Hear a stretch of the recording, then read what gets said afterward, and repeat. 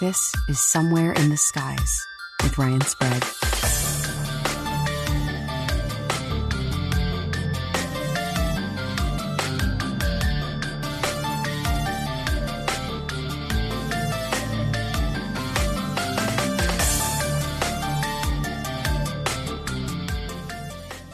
Hey guys, Ryan here from Somewhere in the Skies, and today we have a very exciting interview for you guys.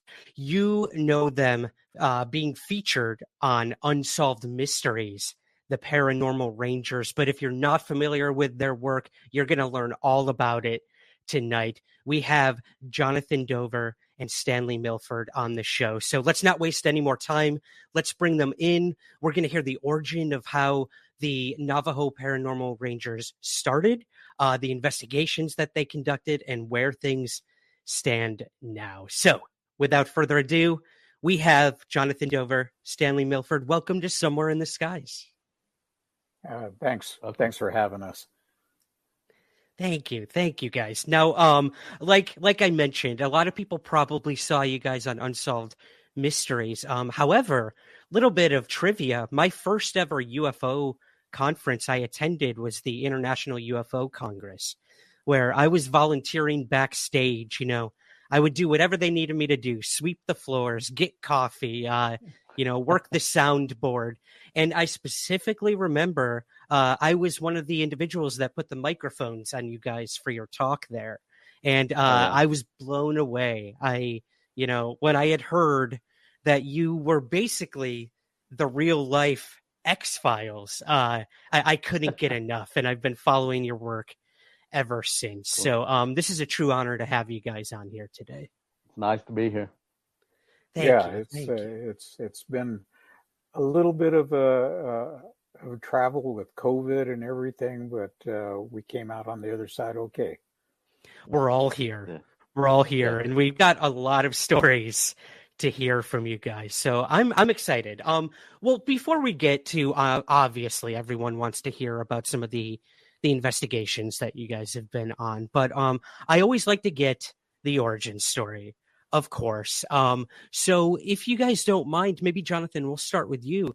How you both became Navajo Rangers? How did that opportunity arise before we even get to the special part of those investigations? What made you want to become a Navajo Ranger? Well, 1980, I actually was looking for a job. And they said at the chapter house, they said, there's an opening for a Navajo Ranger. Had no idea what it was. I ended up applying. They gave me a ride to Window Rock, which is about 130 miles away from where I live. And I walked in, and the director there asked me one question. How would you feel if somebody threatened your life? And I told him, well, I'll cut their ears off at 200 yards of the 300 Savage. And they said, you're hired. Next thing I know, I was in the police academy for 6 months. And so I kind of blundered into it and found out I was pretty good at it. And here I am today, retired. Wow. That's quite an interview, if you ask me. That's pretty interesting. Stan, how about you? What made you want to become a Navajo Ranger? I think growing up in a rural setting in Oklahoma, me and a cousin of mine that was a couple of years older than me, at the age of like 10 years old, 9 years old, riding dirt bikes, motocross bikes, and playing cops and robbers, and watching really too much Starsky and Hutch and SWAT. And so I was at the University of Arizona when I was contacted by the director of Parks and Recreation, an individual named Clarence Gorman. And he asked if I would come back and attend the police academy. And that's what I chose to do. So I became a Navajo Ranger. Interesting. Okay. And then, eventually you guys would both meet and start working together. However, I'd love if you could just paint a picture for us. Now, I know the Navajo territory that you covered as Rangers was vast, but what exactly is a Navajo Ranger for those who may not be aware of what the duties actually entail? The areas that you covered. Either one of you, if you want to cover that, what exactly is a Navajo Ranger, and what areas did you cover? Okay, so a Navajo Ranger is a very specialized law enforcement officer. What he does is he handles both renewable and non-renewable resource law enforcement.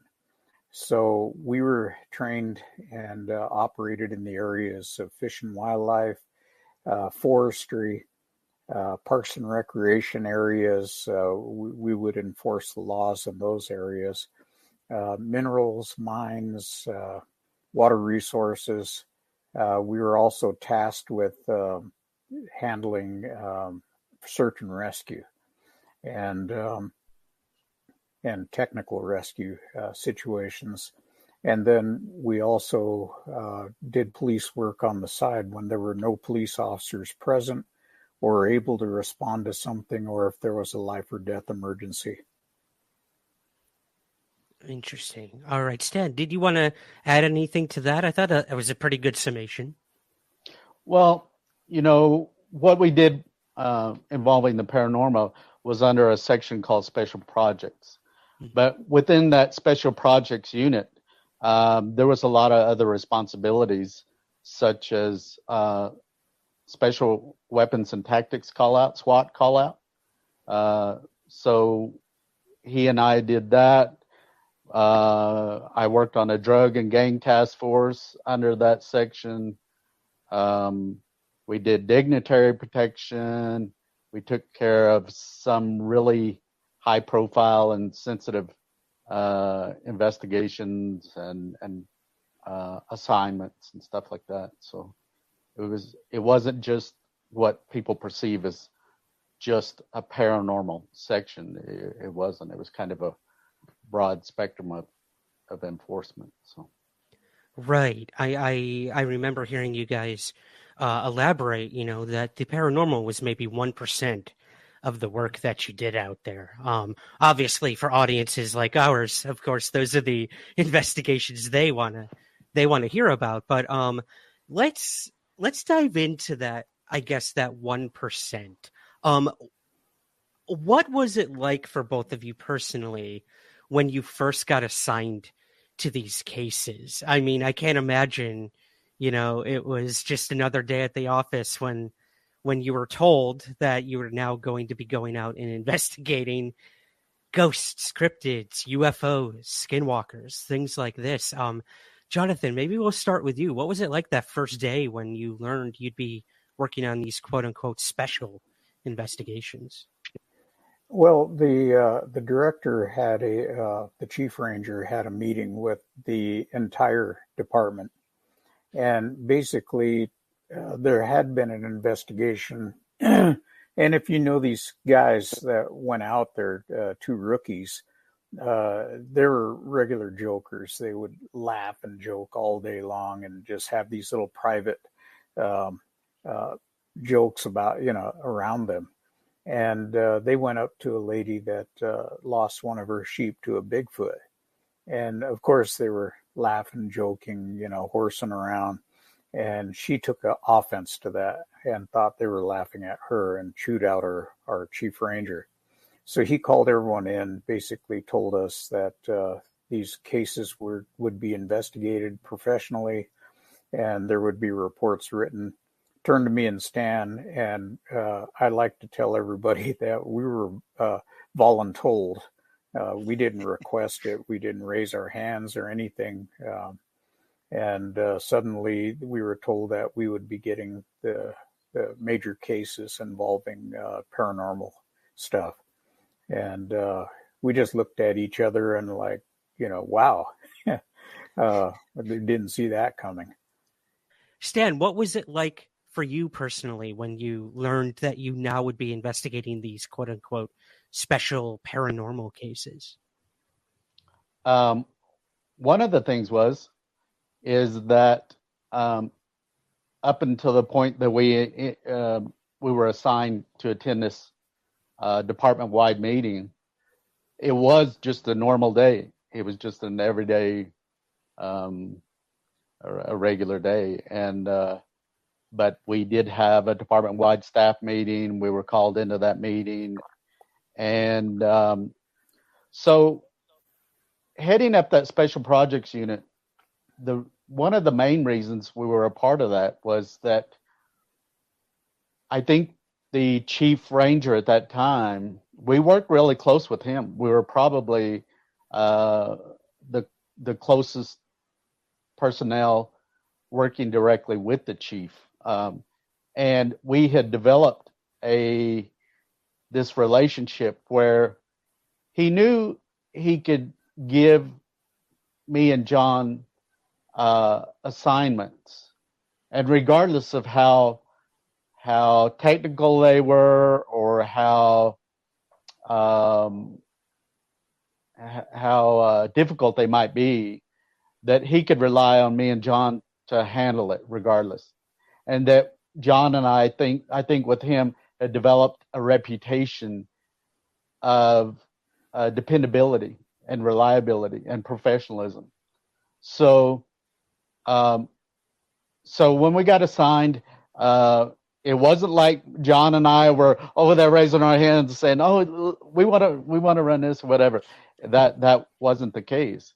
It was simply that Chief had this assignment, and he looked at us two and said, "You two are the ones that are going to manage these assignments or these cases, investigations."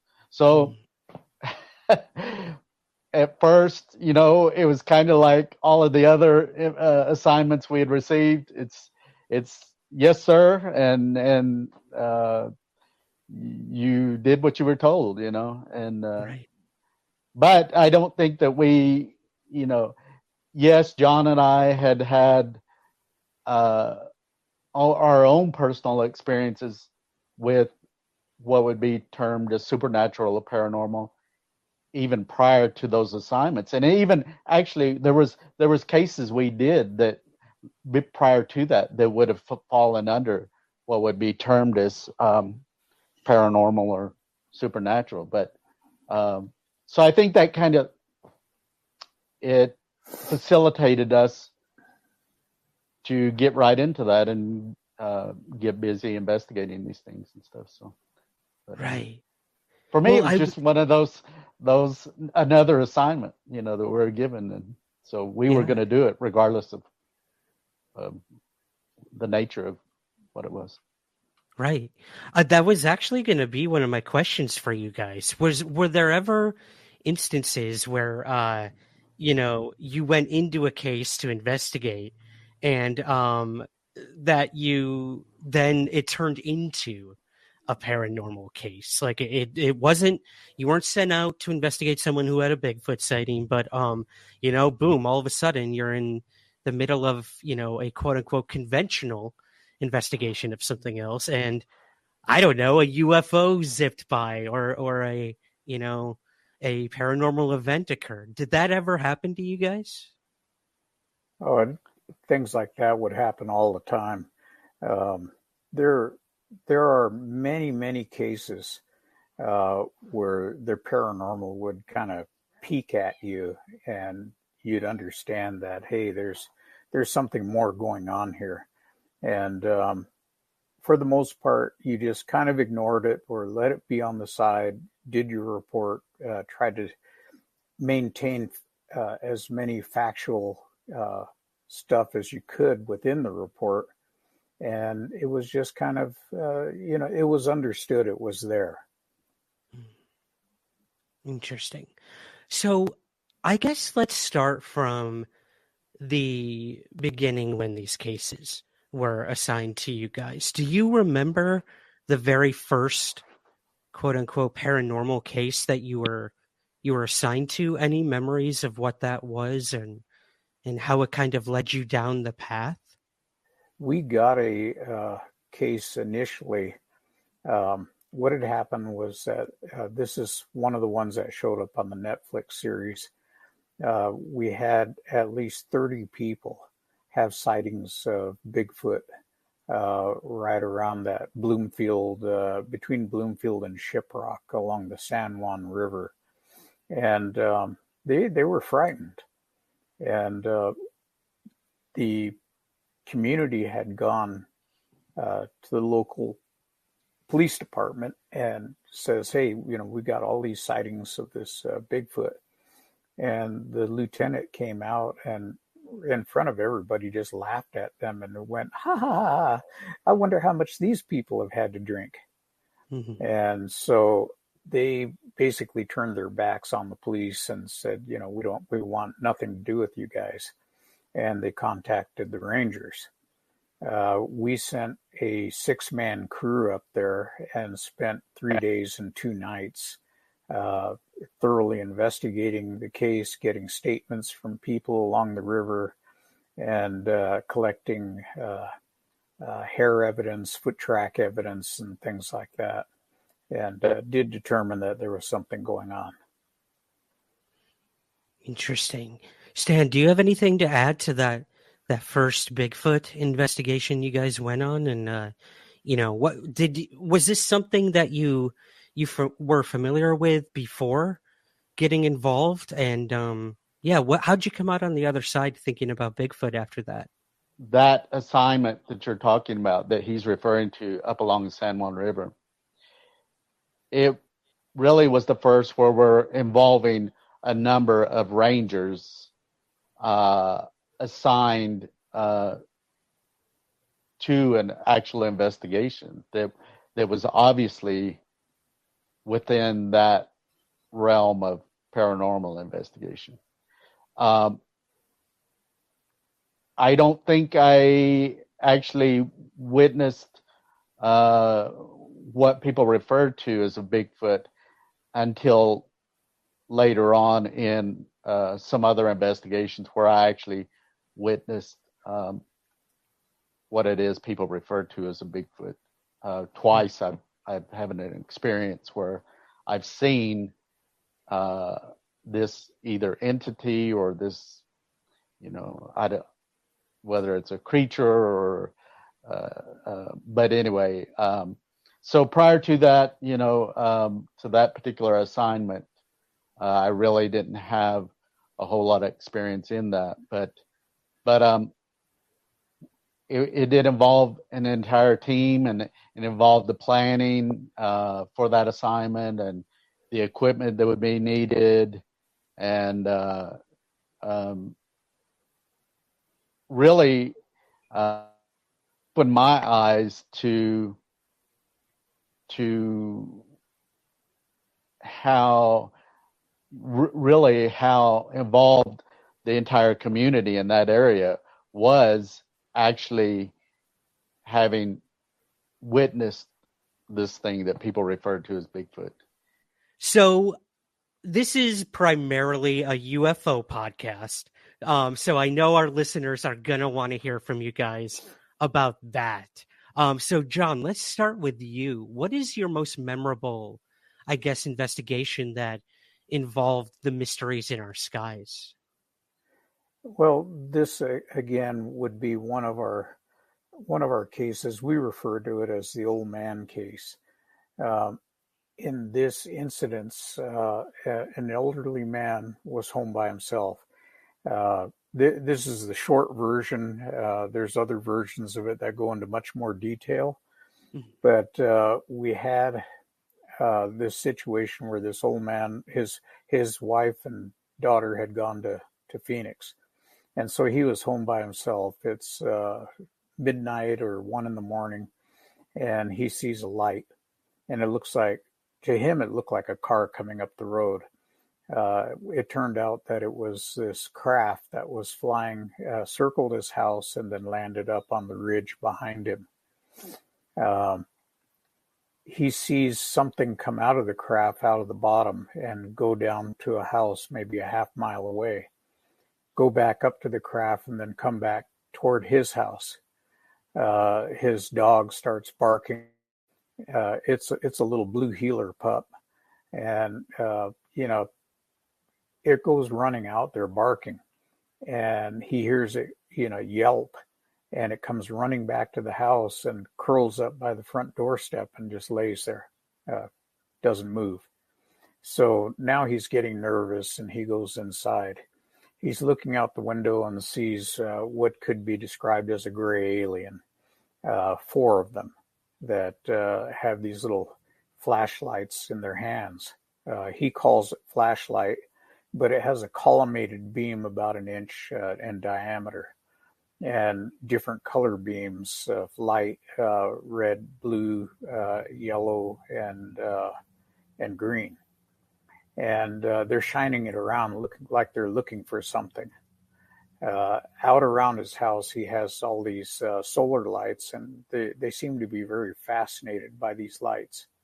And as they approach them and gather around the light slowly dims and goes out.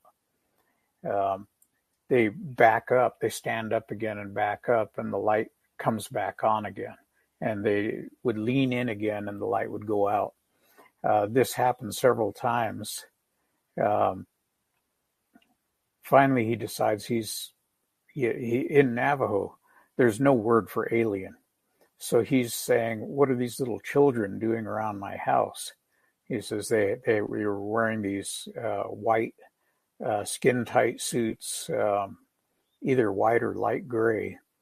And so he goes out to confront them. He says they had big heads and they had black eyes. And as he turns the corner around the backside of the house, he tripped on the step and fell, broke his flashlight. And as he looked up, these things were hightailing it away. In later conversations, he describes them as being startled and having their hands up and waving them, and then getting away. So they get back to the ship, they take off, and he doesn't know what the result of that was. Later on, we found out a couple of weeks later that little dog had died. We didn't know about it at the time. Otherwise, we could have had it necropsied.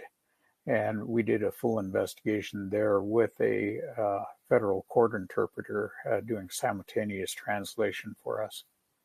That's a really interesting case, a close encounter of the third kind, I would say, and very dramatic, if you ask me. And what I appreciate is, you guys aren't just out there taking witness testimony. You're actually trying to find evidence, find proof of these things, which was, shown in the Unsolved Mysteries episode of testing a car where a UFO hovered above it and things like that. So I found that really interesting. Stan, how about in terms of UFO investigations?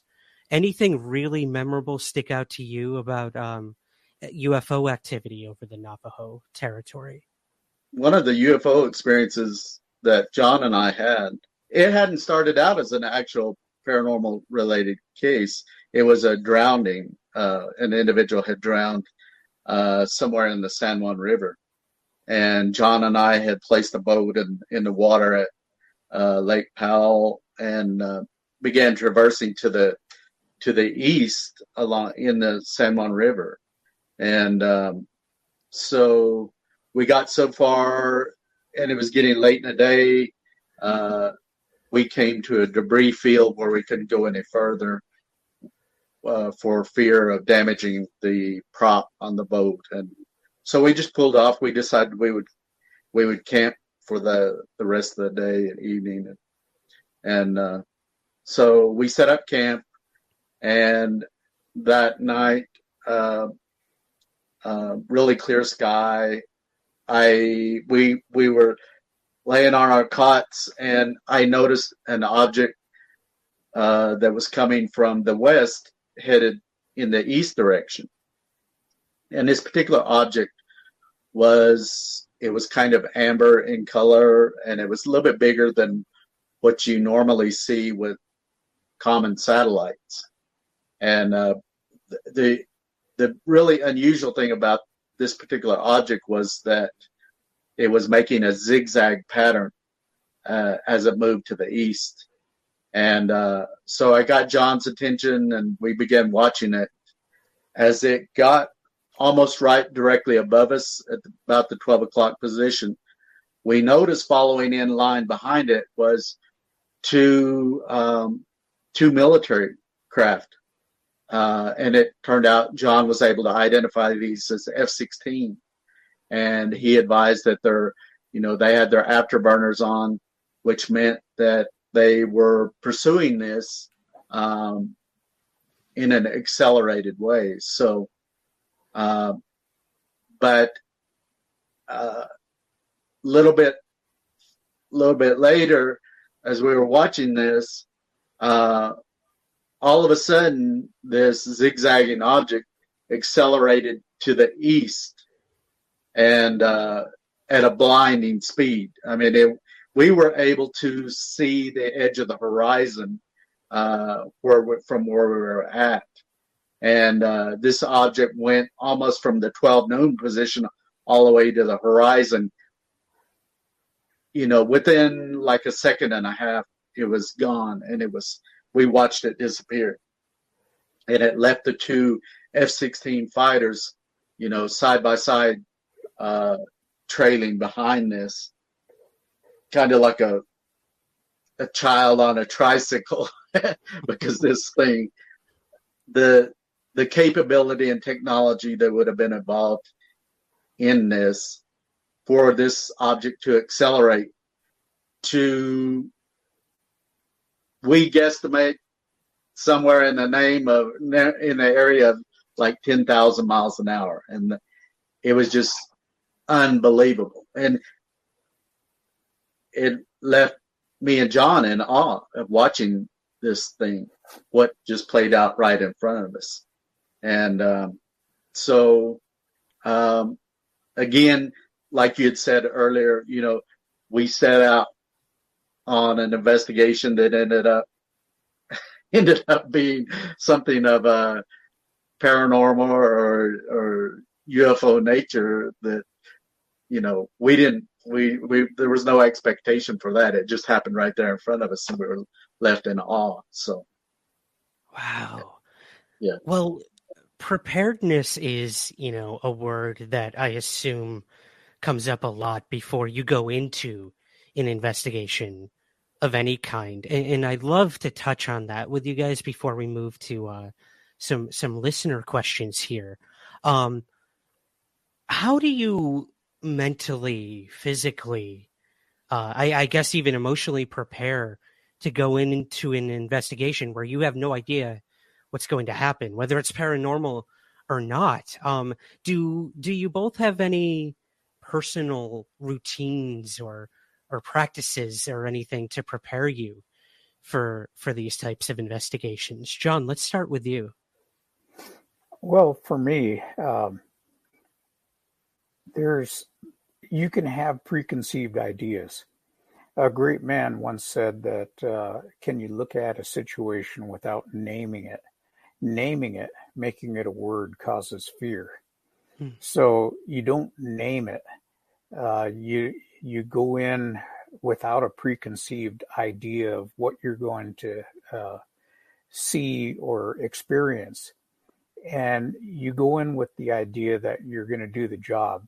In my work, I was a licensed EMT as a uniformed officer, and I would see horrific injuries and amputations and people dead and actually dying. And I found out that if you stop and let that overtake you, you're no good to anybody. And so you just have to do the job and get to the point where you're going to be their best hope of survival. And in the paranormal cases, you do something similar. You don't show that fear. Like you see on TV today, you see these guys, oh my God, and they start running around. and the panic overtakes them. We never did that. And, we just went into it and said, whatever happens will happen. I know Stan has had a personal experience with a Skinwalker, and I know you've actually been to Skinwalker Ranch. So I'd love to get your opinion on that whole aspect of a lot of this phenomena. Is this something you've pursued in your own investigations? And what do you make of these areas, I guess, these condensed areas of high strangeness, whether it's Skinwalker Ranch or the areas that you and Stan investigated? What do you make of the entire Skinwalker phenomenon? Well, the Skinwalker phenomenon is basically worldwide. You have incidences of shape changers in Australia and Africa, in Europe and Indonesia, just all over the whole world. Other Indian tribes have similar versions. And interestingly enough, a lot of them, the information is very consistent. Telling you that you shouldn't be out in the dark whistling because it attracts these things. They show up as like the Wendigo, the Rake. They can show up as different types of creatures, and but they're all very similar in that a person can shape change. In our discussions of this and talking about it, we've actually had military people show up with clipboards taking notes. And so now we give them a shout out because Indian tribes are not very trusting of the military. But we speculate that the government is interested in this idea because what if you had a soldier who could shape change into an animal and go behind enemy lines and create havoc back there? The one thing that I would caution people about is that in the case of, and I'm only speaking about the Navajo Skinwalker, they can actually be dangerous. They're not an avatar. They are not a spirit form of something sent out to do the bidding. They are real people that have basically learned how to do this. And they can poison you and they can injure you rather severely or make you so sick that you won't be able to function for a year and a half, as in one case that we had. So we caution people and even film crews that come out that if they want to go look for skinwalkers, we're done. We're going to call it. And because we have seen what they can do. They can be killed also. That's one thing that we did find out over a period of time, and I've known it for a long time, that people have actually shot them, and some of them have died. And in fact, in 1977, one was killed in Chin Lee, and somebody knocked on the door. The guy opened it up and got an axe in the head. The FBI arrested 2 individuals, and they said, well, in trial, they said, if it wasn't us, we were designated by the community to go do this. And, we did our job. If it wasn't us, it would have been somebody else. And they were actually acquitted in federal court of homicide. Wow, that's crazy. Whoa, that one left me speechless. Wow. Well, I mean, what do you think, John, actually being on Skinwalker Ranch? I mean, a lot of people are very critical of the work being done there. They're being told not to dig and, to not upset the land there to do their scientific investigations and whatnot. Having been there, having sort of been at the center of all of that, what do you make of Skinwalker Ranch? And do you think they should continue to try to investigate there and figure out what's going on? Greetings, everyone. Ryan Sprague here, host of Somewhere in the Skies.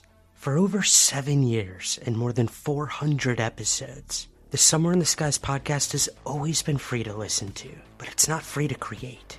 So we offer several ways to help support our efforts and get rewards in return. If you listen to the podcast on Apple, you can click the subscribe button at the top of your Somewhere in the Skies feed to become a premium Apple subscriber. Or you can join our Patreon campaign with several tiers available. Both of these options give you the same benefits and rewards: ad-free episodes, early access to the main show, and bonus episodes and content. Help keep the lights on at the Somewhere in the Skies HQ, and help us continue to grow by becoming a Patreon subscriber at patreon.com/somewhereskies, or by clicking the subscribe button at the top of your Apple feed. Thank you for your continued support, and keep looking up.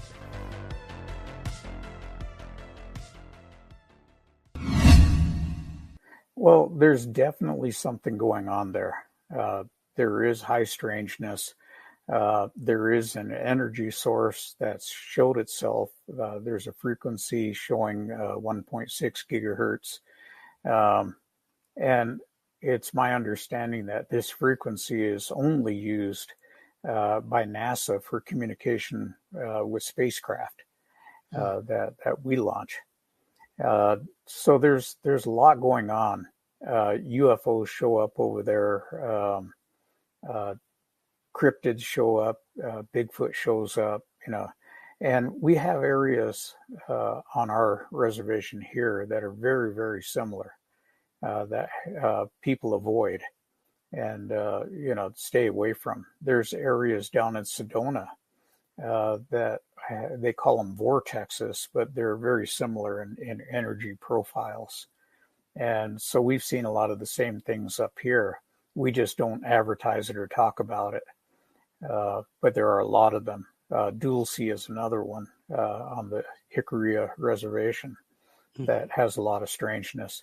So we think that there's these nodules, so to speak, all around the United States of places that are probably either inaccessible or avoided by a lot of people because of these strange things that go on. Skinwalker Ranch, the NIDS team that was there prior under Bob Bigelow, the information that they gathered is still considered classified even today. And so the team that's up there now had to start, all over from the ground up. And they were told when the ranch was sold to them not to dig because they found out that if you started digging, things would happen. It would provoke a response.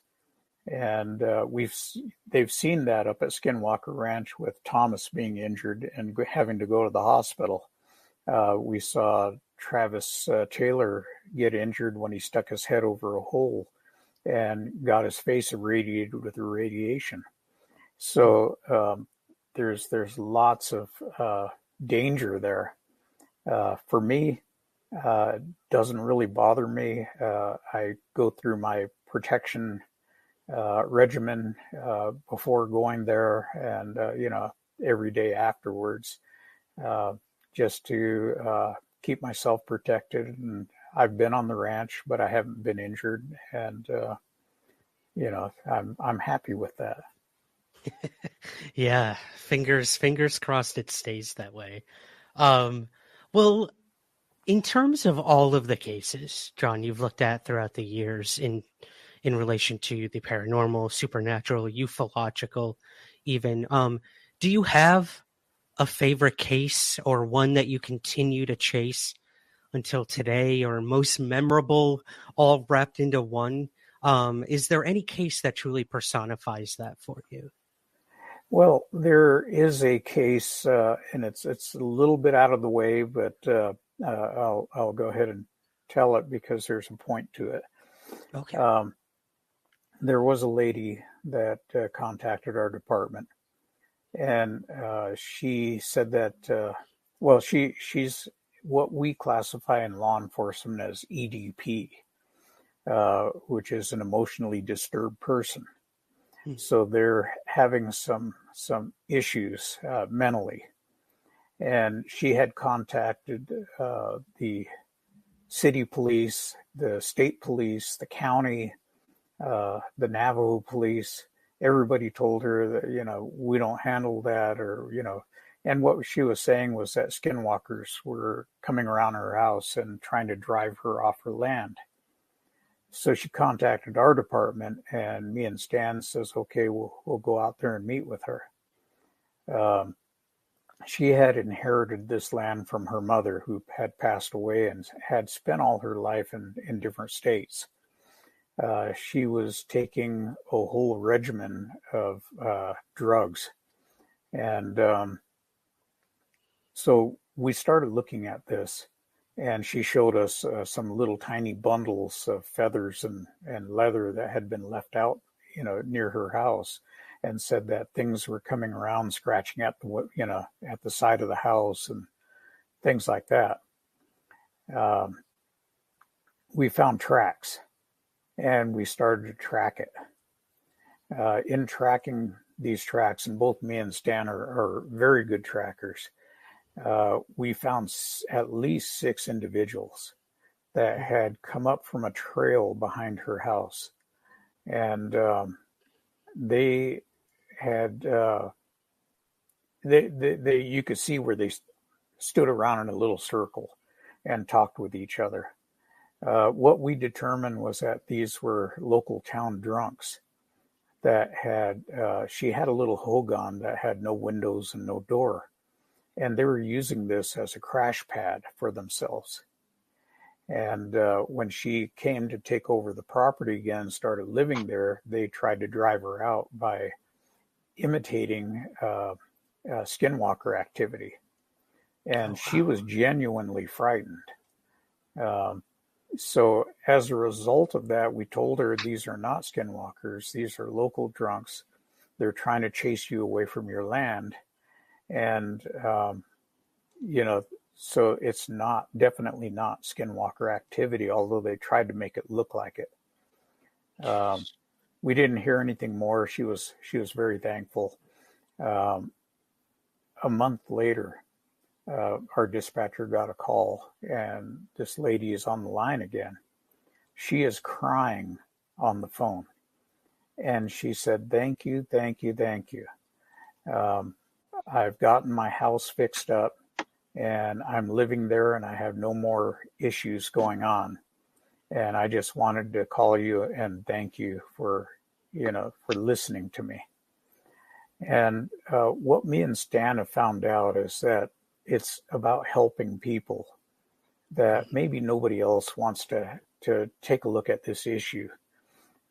We had an old grandma up in Dulce when we spoke up there come up to us, and she had tears, you know, in her eyes, and she was explaining that as a little girl, she had orbs and UFOs come around her, and she had never told anybody in the family.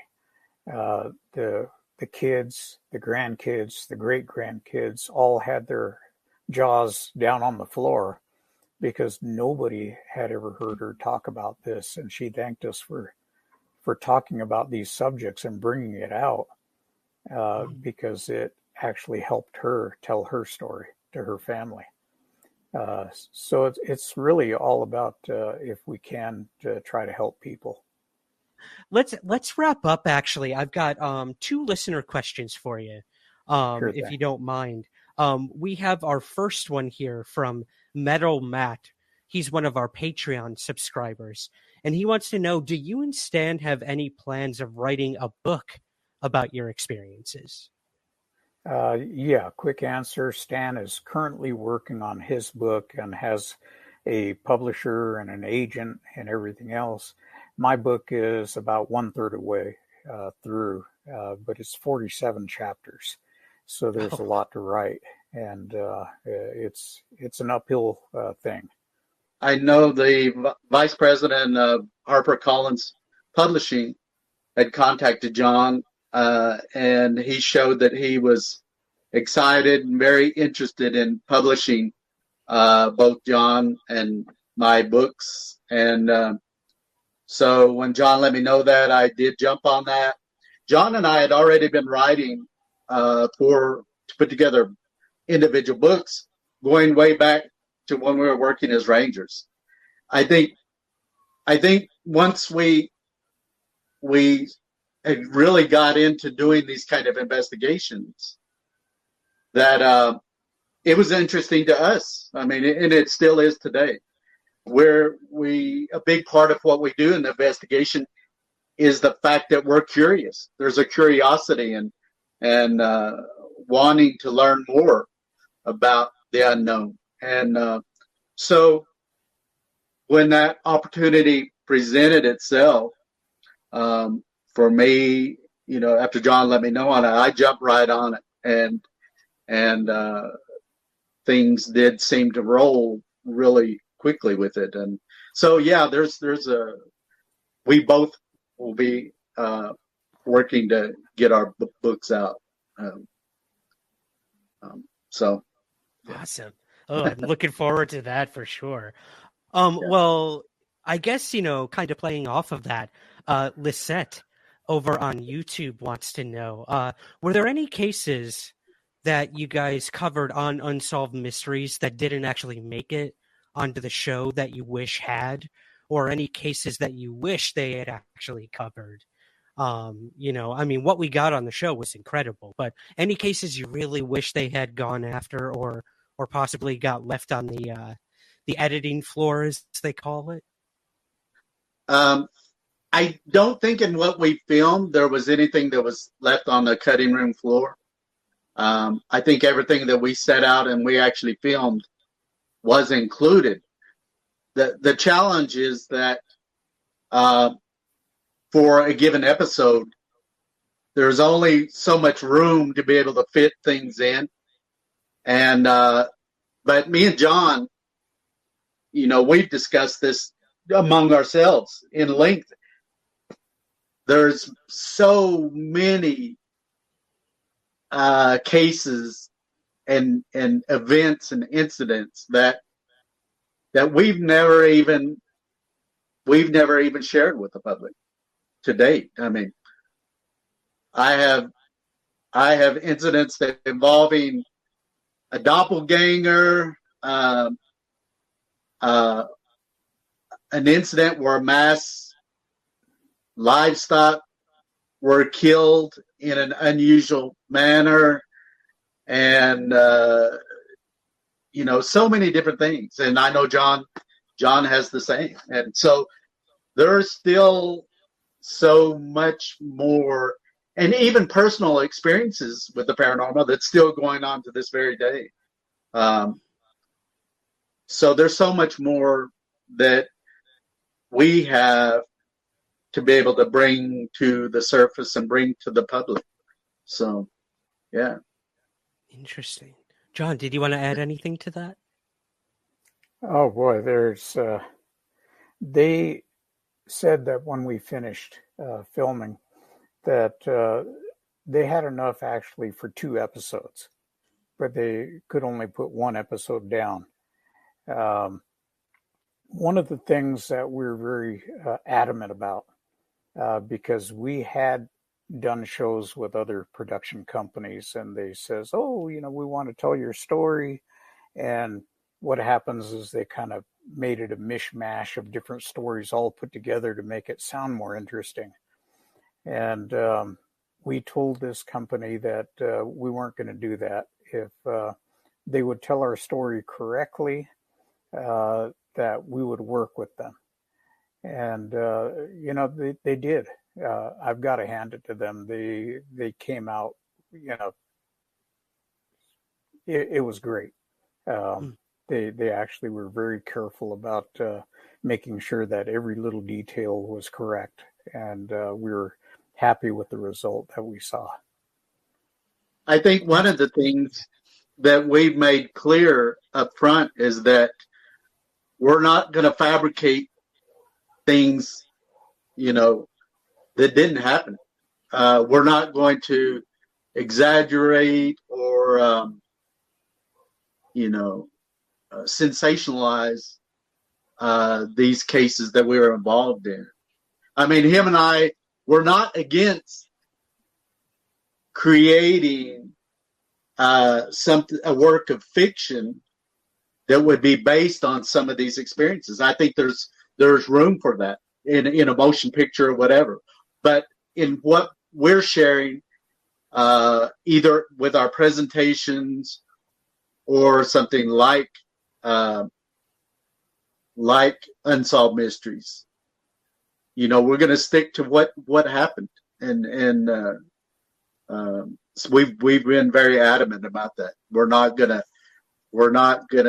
John and I aren't these people that go in these investigations that are jumping and running. Oh my God! And we don't do that. We don't do that, and never have done that. And we've stuck to the fact that we are investigators. We were sworn at the time, and we're not going to fabricate and make up things and lie about things, And I think that's probably one of the things that maybe sets us apart with some things that you see out there, is that we were sworn officers and this was our assignment. And we had a duty to help people. And we still carry that part of it, as far as, in the investigations we still do to this day. Not as law enforcement, but we're trying to help people, bottom line. People that want help and that there's nobody there to help them. So, yeah. Right. Well, yeah, that was kind of going to be my last question. I know you're both retired now from the Rangers. However, you've made, I would imagine, very strong bonds with these people who've had highly anomalous experiences that you would go on to, become a part of and investigate and find some closure for these people. So that was going to be kind of my last question. Do the investigations continue?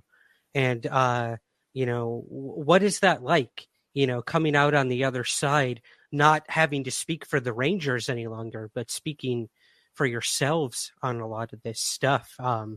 That's my long-winded way of asking, do the investigations continue? John, let's start with you. Well, the investigations have, on a case-by-case basis, continued. We do get requests, and unfortunately, we don't get paid for any of these. We're doing it on our own time, so to speak, and it can run into quite a bit of money. As you know, just gassing up your truck, to get somewhere can cost a lot now. So it's not that we don't want to do some of these things, it's that in some cases we just can't go and do them. People also ask us, and I need to put this in here, they ask us, how can I protect myself? And in Alien Con, I had a person ask me, should I start smudging? Should I start using sage? And this was a non-Indian that was asking this from the audience. And my answer to them was that go back into the history of your culture and find out what they did to ward off evil. And then use those things with intent, the intent of your mind that this is going to protect you, and make it your own. Don't just copy Native Americans as to what they do. And I had a lot of Native Americans afterwards come up to me and thank me for making that statement, because a lot of people are just adopting or assimilating. Assimilating what natives do. Right. And that it really, if you just go through the motions, it doesn't have anything to it. It relies on the intent of the person. Thank you for clarifying that. Stan, do you have anything to add to that in terms of the continued investigations and kind of trying to continue to help these people after, the initial events happened? I think one of the things is that that's a part of John's personality and my personality, to help when people are in need, people around us are in need. And so when it comes to the paranormal or supernatural, you for the most part, you can't run to the local police department because you're going to end up getting turned away, just as what John conveyed with some of the previous cases that happened on the Navajo reservation. And the unique thing with that is our chief at the time was very adamant that you took an oath, and you may not understand these cases, you may not believe in whatever it is that's being presented, but you're going to be there to help people. That's what you signed on to do, to help people and protect people. And we did that. But that's also a part of John's personality and my personality. For the most part, when people are experiencing, whether it's a Bigfoot case or a haunting case, or, they're reaching out for help. And in our experience, most of those individuals, they're traumatized. They're going through some type of trauma, whether it's a 10-year-old girl being chased by a Bigfoot, after she's dropped off, at the school bus stop, or, things like that. These individuals are traumatized. And, whether it's an elderly woman that's, being victimized and her property being taken by an entity or whatever, these people are needing help. But they're in reality, there is no paranormal police out there to try to come to the rescue. And I guess that's, in a sense, that's what John and I have tried to fulfill, is to be there for the people that need help. Anyway. I love that. Yeah. Well, they were damn lucky to have you guys. I'll kind of leave it at that, to have such empathetic individuals willing to work with experiencers, because like you said, it's very hard. And people struggle with these things, no matter what they are. Aliens, ghosts, cryptids, it's not easy. It's becoming a little easier, I think, for people who've seen UFOs. I mean, UFOs seem to be in the mainstream now more than ever, and widely accepted in some ways. But for the other stuff, I can imagine it's still very isolating and alienating to talk about these things. So, no, I've seen a UFO, so I guess I'm kind of an experiencer. So I have to thank you guys for being open and willing to do stuff like that. But to kind of close things out here, in terms of continuing, Contact in the Desert, June 2nd through the 4th is going to be taking place, and you guys are going to be speaking at that. So would you mind giving us a little tease of maybe what you'll be talking about, if you know yet when you'll be presenting, anything like that, whichever one of you would like to take that. Go ahead, John. Okay, I'm looking at my brains here. On my phone, I have the... we're going to be presenting a workshop first. And this will be on June 2nd on Friday, 7:30 to 9:15 p.m. At the resort there. The workshop is going to be called The Paranormal Rangers, the Native American Approach, and with a question and answer. And this is going to be a much more intimate conversation as to some of the cultural aspects behind what we do. And then we're going to sit down with the audience and be able to take questions and answers. The other one is going to be on Sunday, June 4th, at 10:35 to 12:20, and this will be in the main auditorium. And it says the title is "Mysterious Discoveries of the Paranormal Navajo Rangers." So this one will be our standard presentation with lots and lots of pictures to put up on the screen. Oh, cool. I'm definitely jealous I won't be able to make that, but I've seen you guys present before. It's quite a sight to behold, and seeing the images from these investigations, I think, just lends so much credence to them as well. So, guys, definitely Can I add can something? go there and make it to Contact in the Desert. Yes, please, Stan. There are a number of other events that both John and I are participating in this year. Would you mind if he elaborates on some of those? Oh, absolutely. Yeah. Please. Okay, back to my brain. I'm at the point now where I have to write everything down, otherwise I just forget it. I'm the same way.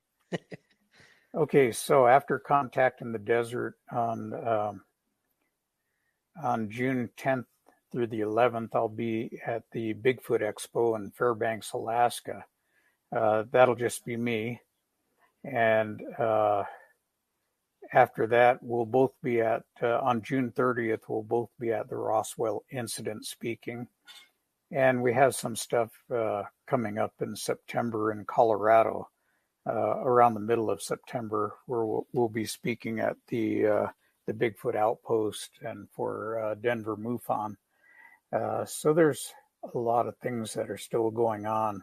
And I would like to say at this point that one of the reasons Stan hasn't been with me on a lot of these talks is that he just retired a week ago. And he was still working at the time. So he did 30 years in law enforcement and finally, survived it and got out. But in the time he was there, it was kind of an unspoken thing.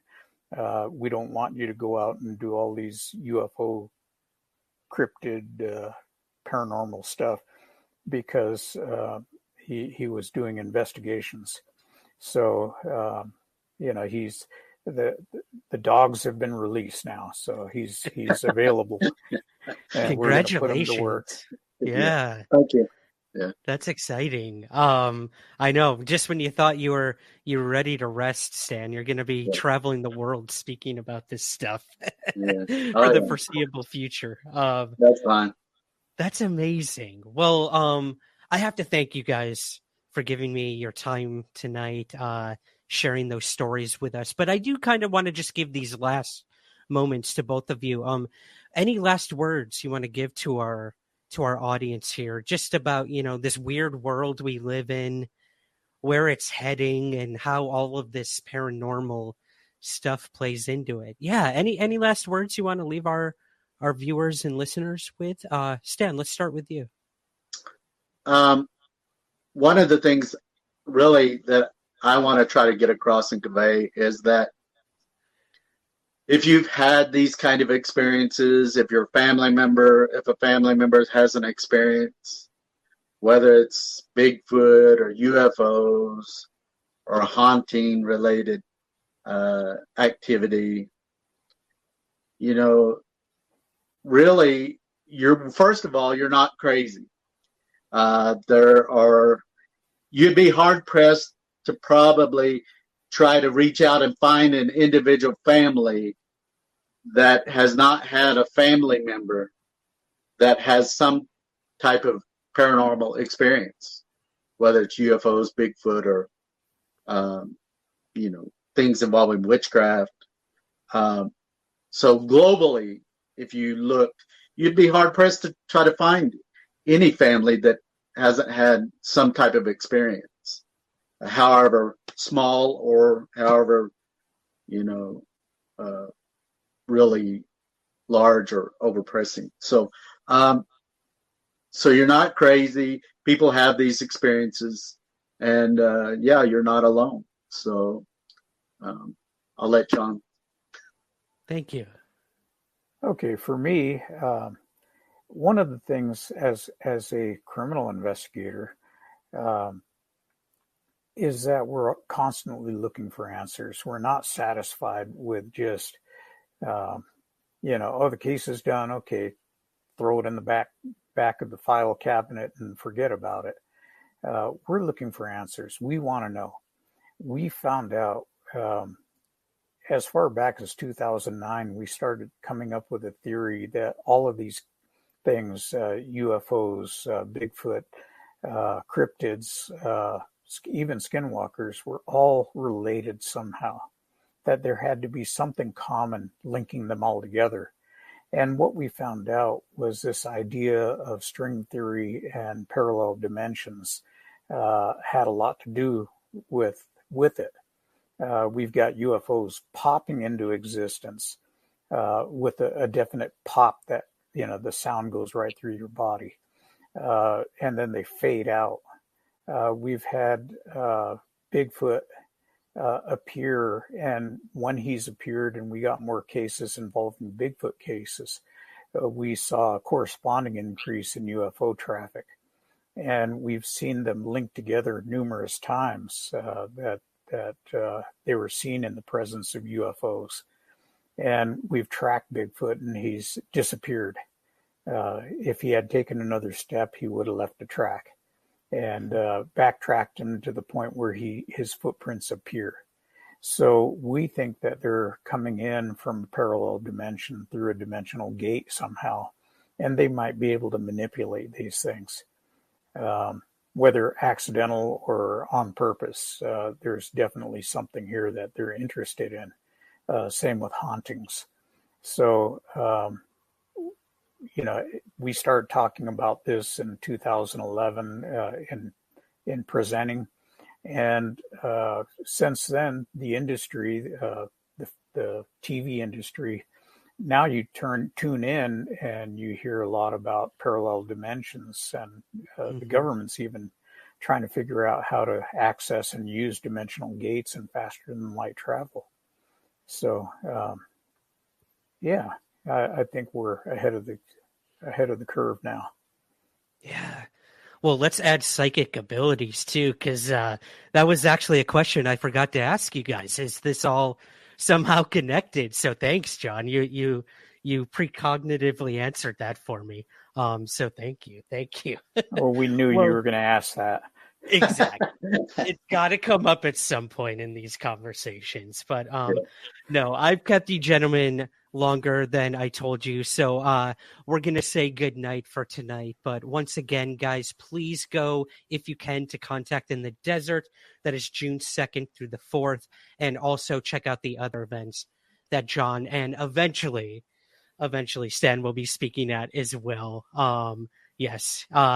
Again, I briefly met you guys almost a decade ago at this point. And it was an honor and pleasure to see you speak then. And it was an honor and pleasure to have you on Somewhere in the Skies tonight as well. So thank you very much. Thank you. And thank you to your audience. Yeah. And thank you guys for having us. We hope to see you out there somewhere. Somewhere in the skies. There you go. Exactly.